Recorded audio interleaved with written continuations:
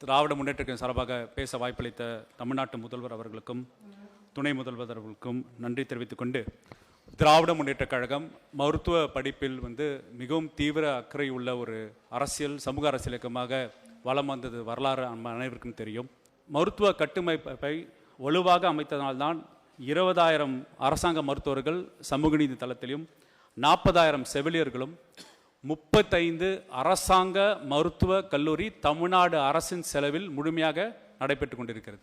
மருத்துவக் கல்லூரியில் கட்டுமானங்கள் முழுமையாக மாநில அரசு பொறுப்பெடுக்க முன் இதை ஒன்றிய அரசு ஒரு தேர்வு மூலம் மாணவர் சேர்க்கையை அபகரிக்கிற அடிப்படையிலே ஒரு மாநிலத்தோட சுயாட்சியும் மாநிலத்து உரிமையும் தடைப்படும் விஷயமாக இருக்கிற நிகழ்வு தான் இந்த நீட் என்ற இந்த விவாதங்கள் அனைத்துமே பொதுமக்கள் வெளியில் நம்ம கொண்டு போய் சேர்க்கிற தருணம் ரொம்ப ரொம்ப அவசியம் நினைக்கிறேன்.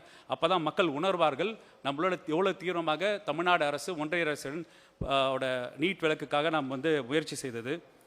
நம் மாநில பட்டியலுக்கு கல்வியும் சுகாதாரமும் வர வேண்டும். அதாவது இந்த 42வது அமெண்ட்மெண்ட் தவறாமல் அமெண்ட்மெண்ட் என்று உயர்நீதிமன்றத்தில் இன்னும் கேஸ் நிலுவையில் உள்ளது.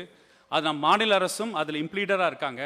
அந்த கேஸ் நம்ம விரைவுபடுத்தணும்னா நம்ம மாநில பட்டியலுக்கு கல்வியும் சுகாதாரம் வந்துவிட்டாலே இந்த மாதிரி ஒன்றிய அரசால் நடத்தப்படுற ஒத்திசை பட்டியலான தேர்வு முறைகள் செல்லாது என்ற ஒரு நிலை ஏற்படும். எப்படி ஒன்றிய அரசினால் நடத்தப்பட்ட நிறுவனங்களுக்கு மட்டுமே நீட் விலக்கை ஒன்றிய அரசு கொடுத்துள்ளது, அப்போ நீட்டை அவங்களுக்கு நம்பிக்கை இல்லைன்னு என்ற வாதம் இருக்கிறது. எப்படி ஒன்றிய அரசினால் நடத்தப்பட்ட நிறுவனங்களுக்கு நீட் விலக்கை கொடுத்து இப்போது அவங்க தேர்வு முறையை அவங்க தனிச்சா நடத்துகிறாங்களோ, அதுபோல் எம்ஜிஆர் பல்கலைக்கழகத்தில் அங்கீகரிக்கப்பட்ட கல்லூரிகள் நம்ம அனைத்து 35 அரசாங்க மருத்துவக் கல்லூரியும் எம்ஜிஆர் மருத்துவக் கல்லூரி அடியில் தான் வருது.